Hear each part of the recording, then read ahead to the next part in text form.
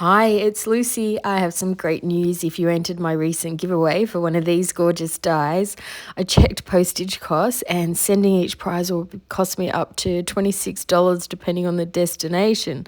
So since I'm paying this much, I've decided to include a few extra goodies.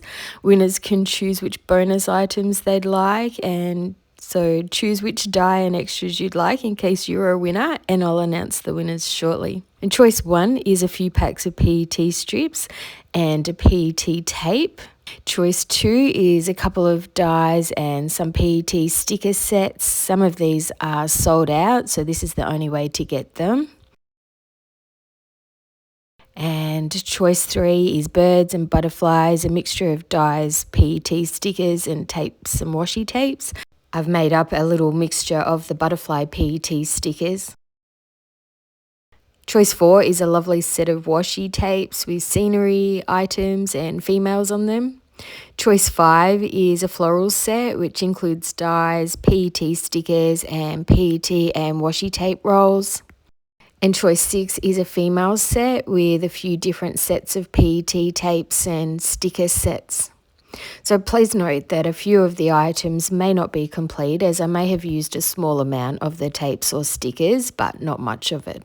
Okay, hopefully you've chosen your favourite if you win one of the prizes, and I'll let you know the winners while I'm creating these next cards. And also here's Uniquely Creative's November collection, which I'll be using today.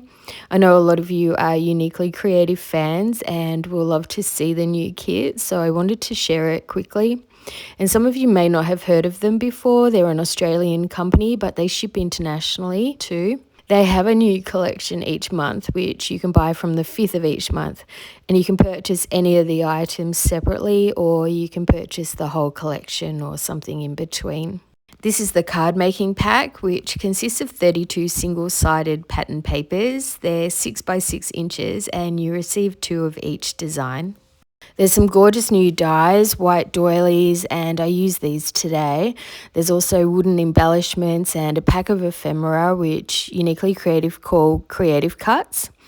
And they also have vellum creative cuts, and I don't think I'm the only one that loves these. They usually sell out fast. Then they have some gorgeous washi tapes this month, and I'll also be using these today. Then there's a 12 by 12 paper pack that's double-sided, and I'll just show quickly in case you're interested in it. I love this black, cream, brown and pink colour combo. What do you think of it?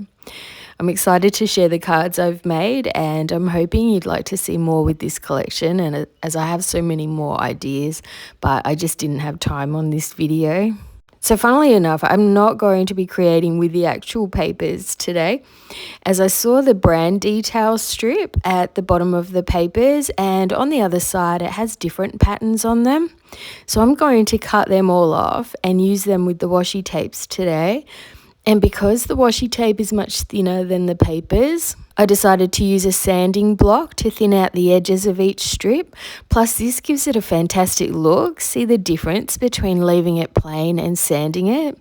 And you can use any type of sandpaper. Maybe you've got some in the shed, a toolbox, and any type of sandpaper will do. And I'll do that with all of the strips. I have a piece of white card that's larger than my card, and I'm going to cover it with my wide double-sided tape, and I need to add one more small strip of double-sided tape on the side just in case I want to cover my whole card front with this background. I'm not sure as yet. And then I'm going to start popping down the strips, and instead of adding them horizontally, I'll add them on a diagonal. I think this looks more interesting, but also it hides any imperfections as each strip doesn't need to be added straight. I'll cut the wider floral washi tape in half so it's a similar width to the paper strips, but I don't mind if they're not all the exact same width. I'm not putting them down in a particular order either. I just try to make sure there's a contrast of colour or pattern next to each strip so they don't look similar. What do you think of the sanded edges on these strips? I feel like it gives a different look to straight cut edges, and I love it. My sanding block has seen better days, so I really need to get a new one because I love doing this technique. I've just popped down a strip of double-sided tape so that I can add a strip overlapping the washi tape, and this way I make the washi strip thinner without having to cut it, and then I can just add the next strip on top of the tape. And once I'm finished adding the strips, I'll turn the piece over so I can cut a lot of the overhanging pieces, and this helps to show me where my white card is so I can make sure I'm die cutting my rectangle in the right place. Plus I can keep all of those extra overhanging strips to create the next card too. I can also reuse the discarded washi tape to keep the die in place. And if you don't have a die cutting machine, you can always cut your rectangle to your favourite measurements. Because I have a strip that's directional, like the tape measure strip, I need to make sure I add this piece to the card the correct way up so the numbers aren't upside down. I decide I don't want to cover the whole card front as that makes it too busy, so I'm going to die cut it again but with the next size down. I'll border it with black cardstock and this will make it pop against the white card base. And sometimes it just doesn't come easy to choose what to add to a busy background, so I've kept this part in as some of you like to see the thought process around arranging clusters. And some of these look quite nice now I'm looking at them on video, and I could have been done, but I just wasn't feeling any of the clusters at the time that I was putting them together, so I popped it to the side and decided to take another look the next day, and it all came together much quicker the next day. I find taking a break from creating a card that's not coming together quickly really helps me not to get frustrated. Crafting is supposed to be fun, so popping it away and starting on something else always helps. Okay, so here's where I finally gave up for the day and the new day has come. Let's just start adding things together. I'm using the sweet little doilies. I think they help differentiate the background with the embellishment cluster I'm about to add, and I think this helps already. I've added some scrap card to the back of one of the items so it stands up from the background a bit, but if I added foam tape it would be too thick as I want to continue adding on the top of this piece. I'll be adding some flowers and things. I'm gluing the bottom pieces down, but I'm not gluing down the top pieces yet. I'm kind of making sure that they're in the right position before I start gluing. I realised that I haven't done my little trick with the lollipop stick and bending the leaves and flowers, so I'll just make sure to do that and just give them a little bit of dimension before adding them. And if I pop some foam tape in the center of these flowers, that will keep the bends in the edges really nicely. And do you want to know if you're one of the winners of the dies and goodies? I won't make you wait any longer. The first winner who will get first choice of the dies and bonus items is Janet Marchildon. And the second winner who will get to choose their bonus items is Yvette Anderson. So congratulations to both of you. Please email me at lovebypaper@gmail.com as soon as you can and we'll sort the details. And this information will also be added in the description box. And I'll have to pick new winners next month if I haven't been contacted, so make sure that you contact me. And back to the card, and I've added some black Nouveau drops, and then the card is finally finished. Luckily the next two come together quicker. Do you like how this card turned out? I'm happy with it in the end. And for this next card, I'm going to add the washi tape to some white card and cut around it to make it more like paper. Once I've cut these into strips, I'll also use my sanding block to rough the edges just like I did with the first card. And I think it looks really nice even on the washi tape as well. I want to have gaps between these strips, so I'll just add thin double-sided tape to each strip. Next I'll cut off all the angled edges to make them straight, as I'm not going all the way across the card like I did with the last card. And I'll add these strips in a more haphazard way, and I love doing this. I don't think I've made strip cards in a while. My most popular video was creating Christmas cards using strips actually. If you're new to this technique, there's not much that can go wrong. I don't stick to a certain pattern. The main thing to remember is when adding a new strip to make sure it butts up next to others so there won't be any gaps at the end.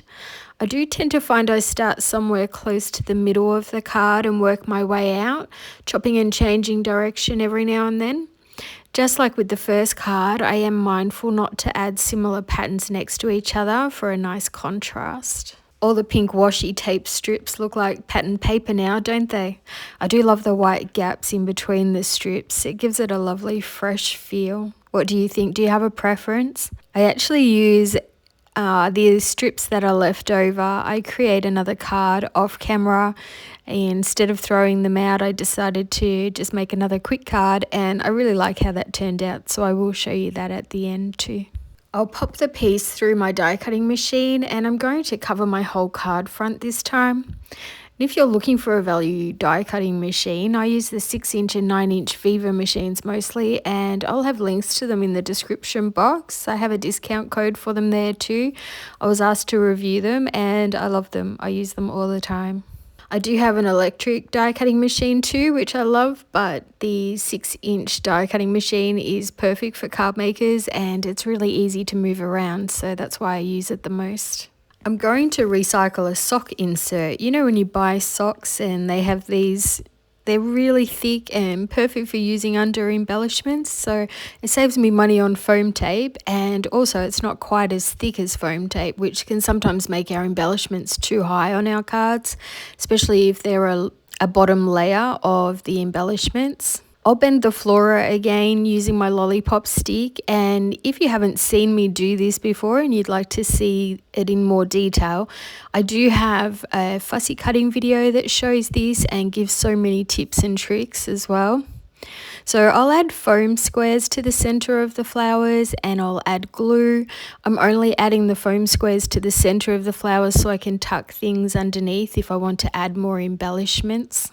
And adding the glue as well as the foam squares ensures it stays permanently, and also it gives me some wiggle room to move the items about before the glue dries too.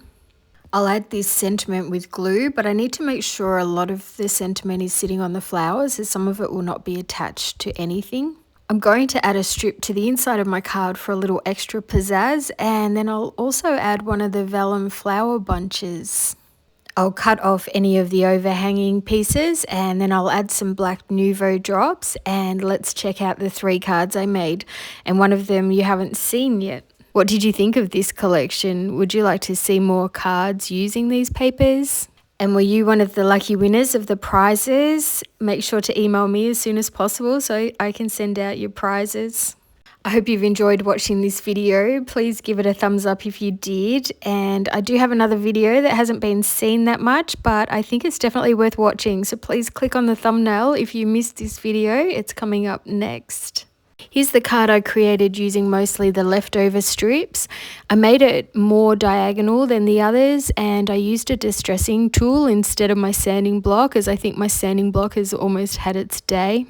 I'll have product links to everything I've used today in case you're interested, and if you use my product links in the description box, it won't cost you more, but I may receive a small commission, and that really helps me continue to create videos. So if you need some new goodies and decide to use my links, thank you so much. I want to send a big hug to Elaine M for always leaving me lovely comments and using the super thanks button last week. So here's the video that you may not have seen, but I think it's a great video, so please click on the thumbnail if you'd like to view it. But that's it from me for now, so thanks so much for watching this video. Happy crafting and bye for now.